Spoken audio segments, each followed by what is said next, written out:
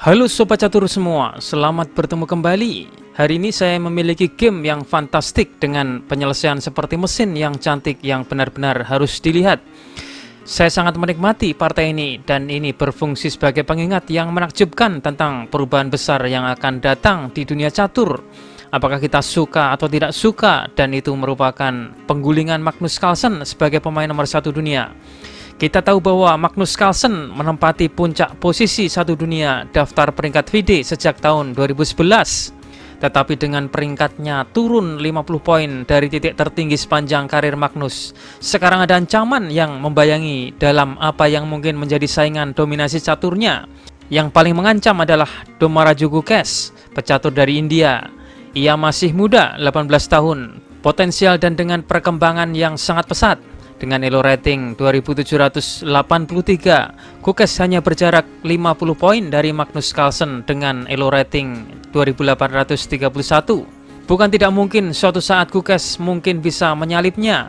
Gukesh telah menjadi kekuatan yang harus diperhitungkan sejak kemenangannya yang memecahkan rekor atas Magnus Carlsen pada usia 16 tahun dalam permainan cepat yang luar biasa. Mari kita saksikan partai di mana Gukesh berhasil menghancurkan Magnus Carlsen dengan cara yang fantastik. Oke, Gukesh yang memegang putih memulai permainan dengan pion E4. Magnus merespon pion E6. Pertahanan Prancis yang memungkinkan Gukesh mengatur dua pionnya ideal menempati pusat dengan D4. Langsung ditantang Magnus D5. Kuda C3 mempertahankan pion pusat. Kuda F6 meningkatkan tekanan pion putih. Putih punya beberapa cara bagus untuk menghadapinya. Bisa dengan gajah G5 yang menjepit kuda, atau pion makan pion hitam D5. Tapi Gukesh lebih memilih gerakan E5, hanya mengambil beberapa ruang menyerang kuda, menendang kuda itu ke D7, dan kemudian menindaklanjuti dengan F4, menciptakan struktur pion pusat yang solid. Tapi tentu saja Magnus tidak tinggal diam. Dia langsung menggigitnya dengan memainkan C5, mengganggu pion putih D4. Gukesh merespon dengan kuda F3 yang mempertahankan pion tersebut.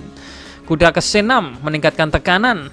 Di sini tidak ada pihak yang berusaha meredakan ketegangan pion ini, karena pihak yang memulai pertukaran hanya akan membantu lawan mereka mengembangkan atau meningkatkan posisi.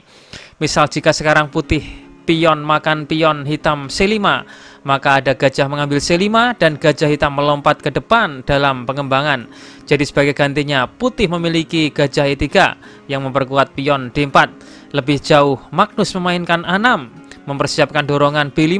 Gukesh melanjutkan menteri D2, pion D didorong, merebut beberapa ruang sisi sayap menteri dan membuat rencana putih untuk rokade panjang benar-benar tidak dapat dimainkan saat ini. Karena hitam mengancam C4, B4 ketika badai pion hitam akan datang terlalu cepat. Sekarang hal yang menarik jika putih dapat membuat gerakan sekaligus. Jika dia bisa rokade dan kemudian memainkan F5, maka ia akan baik-baik saja karena serangan tandingan di sayap raja dengan ide pion F mengambil E6, kuda ke G5, menteri ke F2 yang kemudian beroperasi di jalur F. Itulah planning dari putih. Ini akan membuat perbedaan besar dalam permainan. Jika putih ingin benar-benar rokade di sayap menteri, maka ia harus menghilangkan salah satu pion badai tersebut. Dimulai dari pion mengambil pion C5. Setelah gajah hitam merebut kembali, Gukesh menukar gajah petak gelapnya dengan gajah lawan, menghilangkan gajah lawan yang sewarna dengan petak pion pusatnya. Setelah kuda mengambil, ia sekarang dapat menempatkan gajah di D3, di mana gajah ini tidak lagi bisa diserang oleh pion hitam C. Tetapi ada pertanyaan, apakah kuda sekarang bisa mengambil gajah putih? Tapi langkah ini tidak dimainkan oleh Magnus, karena sebenarnya langkah ini hanya menguntungkan putih. Karena setelah pion merebut kembali, putih mendapatkan pion D siap untuk pergi ke D4 dan membangun kembali rantai pion yang makin kuat di tengah sambil memblokade pion D hitam. Karena situasi ini membuat gajah hitam untuk sulit berkembang dan melakukan aktivitas apapun. Misal sekarang hitam memainkan dorongan pion D4, maka kuda dapat ke E4, kemudian bersiap melompat ke D6. Atau serangan dengan B4, maka kuda akan ke A4. Oke, kita kembali ke permainan. Di partai aslinya Magnus memainkan menteri B6, hanya mengembangkan sambil mencegah putih memainkan rokade pendek. Maka langkah menteri ke F2 untuk memblokade diagonal dari ancaman menteri hitam. Sekarang hitam masih bisa melakukan pertukaran kuda makan gajah. tanpa melakukan pertukaran menteri karena kuda ini sambil melakukan sekak. Tapi setelah pion makan kuda, pertukaran ini masih menguntungkan putih karena setelahnya putih bisa melanjutkan benteng C1 mendominasi jalur C yang terbuka. Oke, kembali. Di posisi ini Magnus memainkan B4, mendorong kuda kembali ke E2, di mana titik Magnus menolak kesempatan terakhirnya untuk mengambil gajah di D3 dengan skak.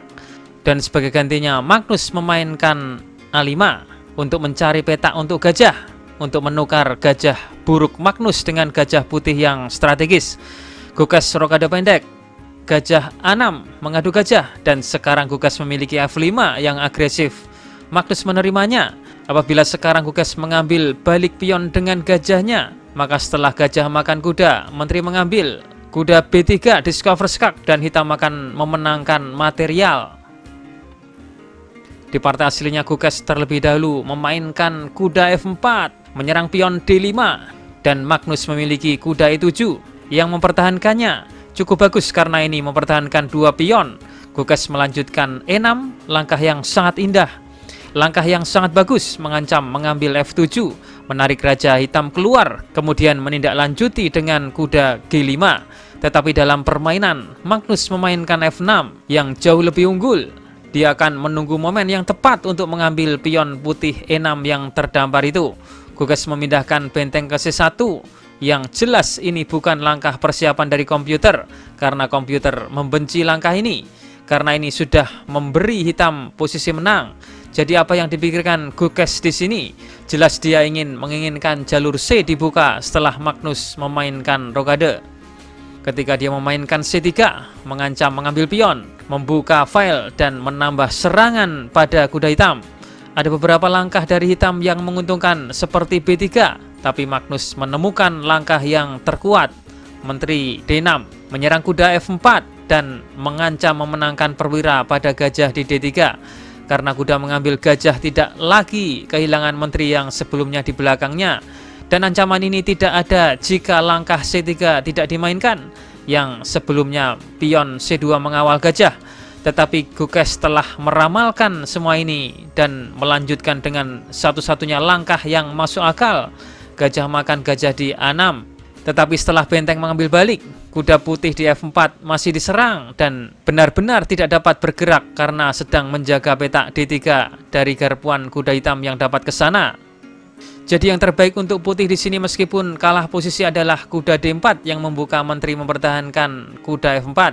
Tetapi ini akan memungkinkan kuda hitam yang ke E4 yang menyerang menteri dan menambah tekanan pada pion C3. Jadi Gugas memutuskan yang terbaik adalah memulai dengan pion C mengambil B4. Setidaknya dia mengaktifkan benteng ke dalam jalur yang terbuka. Tetapi ini sebenarnya lebih buruk setelah kuda E4 memukul menteri yang pergi ke E3, dan setelah pion mengambil pion B4, sekarang pion putih di A2 berada dalam bidikan panah api benteng, dan putih tidak memiliki cara yang bagus untuk mempertahankannya. Benteng A1 terlalu pasif dan hanya menyedihkan, dan itu bukan solusi karena hitam dapat menggandakan bentengnya untuk menambah tekanan. Jadi Gugas mencoba kuda D4 dengan gagasan kuda ke petak B5, mendukung infiltrasi benteng ke baris 7. Tentu saja memanfaatkan tempo menyerang menteri hitam. Magnus sekarang meraih pion di A2 dengan benteng. Di sini datang kuda B5 yang memenangkan tempo menyerang menteri, memukul menteri ke E5. Terlihat menteri ini sangat bagus dengan menempatkan menteri di pusat papan, mengincar pion B2. Gugas langsung meluncurkan bentengnya ke baris 7. Tapi sayang sekali di posisi ini Magnus melewatkan langkah brilian yang dapat mempertahankan posisi kemenangannya. Dia melewatkan langkah kuda G6. Ya, ini adalah langkah yang sangat bagus yang bisa membawa Magnus dalam kemenangan. Langkah ini bukan saja membawa kuda keluar dari bahaya, tapi juga mengancam menghilangkan salah satu perwira terpenting putih, kuda di F4, yang sedang mempertahankan pion bebas E6 dan juga pion G2 dari ancaman skakmat. Karena hitam memiliki potensi menteri yang mengambil pion B2 dan mengancam skakmat di G2. Tetapi dalam permainan Magnus alih-alih menemukan langkah kemenangan kuda G6, tetapi ia memainkan kesalahan dengan benteng ke E8. Gerakan ini terlihat baik mempertahankan kuda. Pion putih B2 masih diserang 2 kali. Tusukan pion D4. Ini semua merupakan ide yang kuat. Tapi di sini Guges membuka gerakan yang sekilas terlihat simpel, hampir acak, seolah-olah tidak melakukan apapun sampai kita menyadari bahwa itu merupakan langkah yang merubah segalanya. Luangkan waktu beberapa menit dan pelajari posisi ini. Lihat apakah kawan-kawan dapat menemukan satu gerakan untuk menguasai semuanya. Guges menemukan langkah teratas dari engine, yaitu Menteri B6. Langkah powerful dan benar-benar luar biasa yang menciptakan dua ancaman rumit pada saat yang sama yang tidak dapat dipertahankan hitam keduanya secara bersamaan. Ancaman yang paling jelas adalah kuda D3 yang akan menjebak menteri, karena sekarang kuda putih ini juga mempertahankan pion B2. Dan pada saat yang sama pion E6 dipertahankan oleh menteri yang baru saja melangkah. Menteri hitam tidak memiliki tempat lari, dan itu belum selesai. Masih ada ancaman kedua yang lebih krusial. Benteng mengancam makan kuda. Setelah benteng hitam memakan balik, menteri ke-8 untuk memaksa skakmat. Itulah yang dihadapi Magnus sekarang. Beberapa langkah percobaan seperti kuda G6 terlihat seperti masuk akal karena membuka benteng dan menteri hitam untuk menyerang pion E6 ketika putih memainkan langkah kuda D3. Tetapi setelah menteri B7 yang mengancam pion G7 yang akan memaksa skakmat di beberapa langkah ke depan, hitam tidak memiliki pertahanan yang baik. Apabila kuda G5, benteng makan pion G7, raja F8, dan benteng makan pion H7. Ancaman skakmat di G7. Jika kuda makan benteng, menteri F7 skakmat.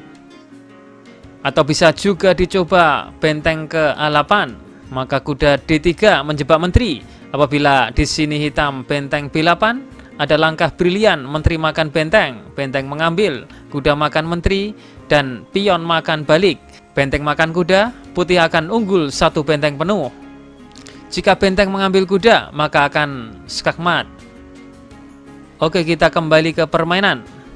Di partai aslinya Magnus memainkan kuda G5, dan sekarang Guges mengeksekusi permainan dengan benteng makan kuda, memenangkan perwira. Jika hitam menangkap kembali dengan benteng, maka menteri D8 skak, benteng menutup, tetapi menteri tetap makan skakmat. Jadi sebagai gantinya Magnus menggerakkan benteng yang diserangnya ke file A, berharap keajaiban. Tetapi Guges sekarang memiliki menteri C7 dengan serangan mematikan ke G7 dan mengadu menteri karena sekarang putih merasa unggul satu perwira. Magnus melempar skak dengan menteri ke E3, dan setelah raja H1, Magnus menyerah di sini karena sudah tidak memiliki harapan lagi. Hitam diambang kehancuran. Dimulai dengan benteng makan pion G7. Apabila raja F8 langsung skakmat dengan menteri E7. Jika raja H8 benteng makan pion H7. Apabila kuda makan, maka kuda putih ke G6. Setelah raja bergeser ke G8, putih akan mengakhiri dengan skakmat menteri F7. Permainan yang luar biasa dari Guges mengalahkan pemain nomor 1 dunia Magnus Carlsen dengan cara yang spektakuler. Akankah dia bisa menggantikan Magnus Carlsen sebagai nomor 1 di dunia berikutnya? Semoga bermanfaat dan menginspirasi. Terima kasih telah menonton. Sampai jumpa di video selanjutnya.